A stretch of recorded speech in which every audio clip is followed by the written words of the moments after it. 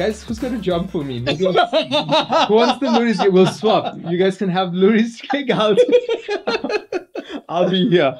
Cool, man. So let me give you context. Yeah. I'm not sure if you know about my podcast called the CMO Corner. Yes, I do. So I chat to marketing executives, all of that. You and I must have a full chat, by the way. We should. Like an hour long. I'll tell you all the Loeries secrets and how to boost creative excellence. All this stuff. Just ask me. Oh yeah, cool. We'll set up time. We'll do that.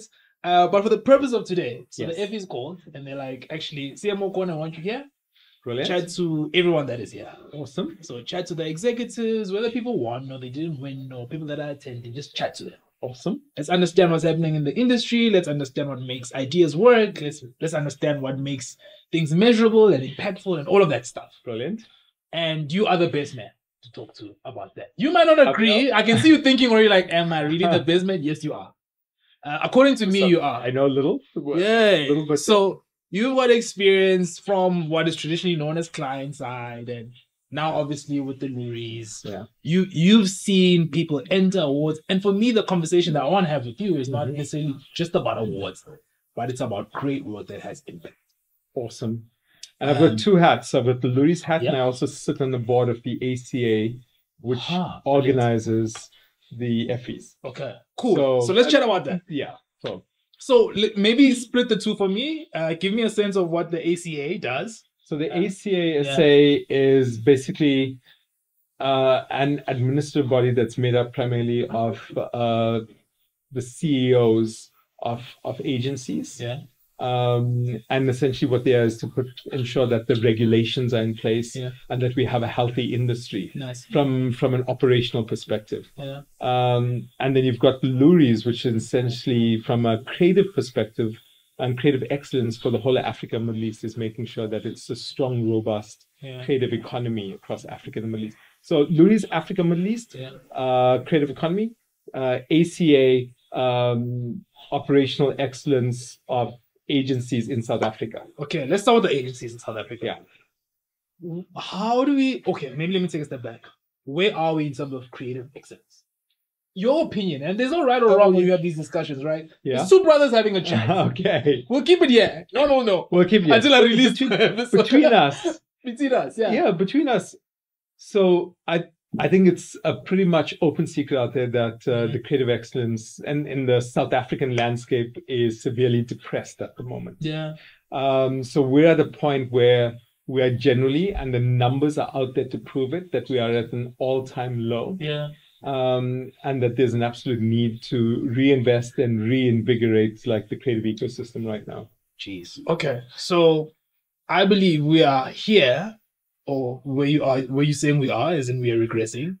If I'm not mistaken, Ahmed Tilly said we number 26 in the world or something like that right now. Which is the maximum that Cannes Lions actually does a ranking at. There's no 27 or 28 last I checked. I think they stop it at 26. Need to double check. But yeah. So this is the first time that South Africa has been outside of the top 20 since the ranking started. Sure. First time ever. So what do you think is going wrong, bro? So I don't want to delve too much into that so because there's the upside. Yeah, but I want to hear the truth. Yeah, look, I think there needs to be a greater ownership in terms of the relationship with the consumer. Yeah. Right now, that relationship with the consumer is being done by brand and agency, and primarily led by. I'm a brand guy. Yes. I'm a marketer, and as a marketer, I can tell you is like a lot of marketers have taken a very transactional relationship with the agent, and I've got proof of it. True. I'll tell you right now. With huge respect to the brands that are out there that are winning in the space, but if you go out in the parking lot right now, you're going to see tons of Chinese-made cars. True. And yeah, they're great cars, but the reason they were able to come into this market and penetrate the market isn't only because of price and all this stuff. It's because the established players in the market stopped pushing the narrative about we've been with you for all your journeys. We've been there, dependable, reliable, all of those great communication. They stopped all of that and they went, price, so many thousand rands a month, you can get this.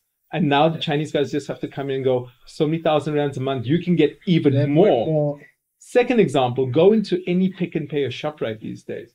Why is it that dealer-owned brands, private label, all of these brands are actually growing right now? Yeah. And they're beating established brands. Yeah. They're not beating them because the price is better. They're beating them because the established brands in the market, they stopped communicating the experience of being with this brand. They went, by the way, this, if we're a shampoo, this is the efficacy of the shampoo that's out there. If we're a washing powder, this is how we work. If we're a chocolate, this is what you expect from a chocolate. And therefore you get like a dealer-owned brand can come and go, hey, we tick the same boxes right now. Here's your category passports. We've ticked it.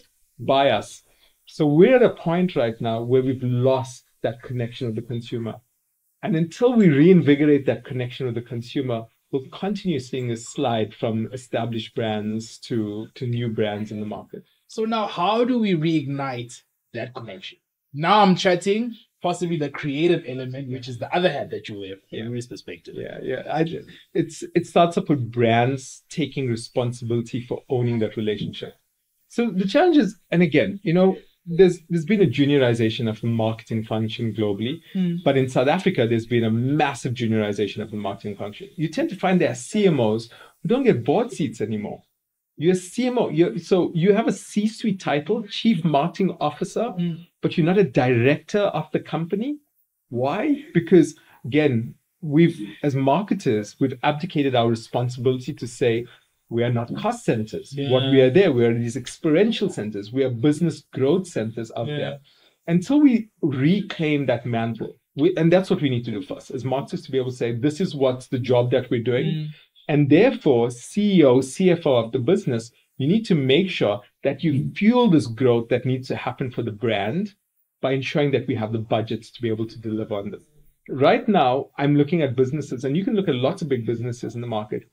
They have robust P&Ls. They're listed. You can look at their P&Ls. They're robust P&Ls, but they don't spend the requisite amount in marketing anymore. Yeah. Why is it? You're doing short-term return to your shareholders, but you're not doing the long-term view and your responsibility to your shareholders to continuously grow wealth for them. And that's a challenge. And therefore, I think marketers need to fight for that position first and foremost. When they fight for that position, as they go that journey, and that's not something that happens over time. That happens now. That happens at the next budget chat, the next meeting. You go, I need this budget. You don't give me this budget, you can't hold me responsible for the results. They need to fight for that and then start investing in the communication, the creative that actually connects with the consumers. And like with anything right now, I mean, you and I, and any person can have a decent pair of shoes on, but you could go out and buy a 50 Rand pair of shoes if you wanted out there. Or you could go out there and buy a 10,000 Rand pair of shoes. The experience is totally different. They both cover your feet, but they give you a different experience. It's the same thing with your creative. You can go out and do cheap creative, but don't expect it to work as hard as creative that you actually craft really well and spend money behind. Sure. So how do we then, and I'm thinking about this practically. So the first thing is, it almost feels like, yes, like we say, has to happen now. The conversation has to happen now. So you have the conversation, you sign in blood, your own blood as a CMO, and you say, okay, this is what I want to do. I need X amount to deliver these results. What I'm hearing from you is we need to start speaking the business language. And you can notice the language I'm giving you right now is not about shareholder value. I heard it all. That's the language, and marketers need to have that language right now. I mean, right now, unfortunately, a lot of marketers are going in there and not having the hard discussions with the CEO and the CFO in terms of the value they're going to bring. A lot of people are like, no, I need to make this ad. Obviously, if you're just going to make an ad, so what? So what? I don't want ads to be made for the sake of making ads. An ad has to work. Like your brand communication needs to be hard working for the shareholders. And that's what happens is, as marketers, we need to go into those boardrooms and go, I need to make work that's going to work hard for our shareholders and deliver the value. And that comes with having and knowing the right business language to bring into those boardroom chats. Jeez. So maybe in closing, because I can't keep you here forever. I think you and I are passionate people about this thing. We'll sit here forever. What do you believe, and it's just a personal thing, are some of the key matrices that we can discuss that talk to impact, that can talk to the share? So when I'm having a chat with the shareholder and I'm fighting for this thing, so as much as we talk about the business language in theory, what is it? Like, do I say I'm trying to drive, I don't know, volume, or I'm trying to grow your business by X% and I need this, or I'm trying to drive, I don't know, I'm trying to manage the red revenue management system. What am I saying?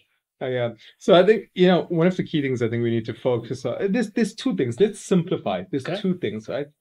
The first thing you need to focus on is how are we actually driving value? Yeah. Driving value. That's it. In the end of the day, businesses exist to make an economic profit. And that's where you go. Firstly, I want to do work that drives economic profit for the business. That's it. But in driving the economic profit, how do we do this in a way that ensures strong brand equity? And brand equity is the measure of long-term and sustained success. If you have the brand equity, you can continuously drive in value. But you can drive value right now with no brand equity and lose. And I'll show you an example of this. A lot of performance marketing, you go out there, you can buy your market share. Go out there and buy your market share and you'll have the results and you'll make your CFO and your CEO really, really happy. But the discussions we need to go is that's not enough. Your bonus CEO, CFO that you're going to get right now is not enough because you're going to get it this year and you're not going to get it next year, the year after, because you haven't driven brand equity. We need to be always working in lockstep. Value and brand equity. Value and brand equity. As long as we continuously growing those two metrics, you're going to find that we'll have good, sustainable business. And again, that's on a very simplified way. But if you want to start simple and then you complicate from there. Cool. Love it. Preetesh, thank you, brother. Awesome. Thank you very much for your time. Man. Thank you for contributing to the podcast. Great being here. Lovely. Cool. Sarab.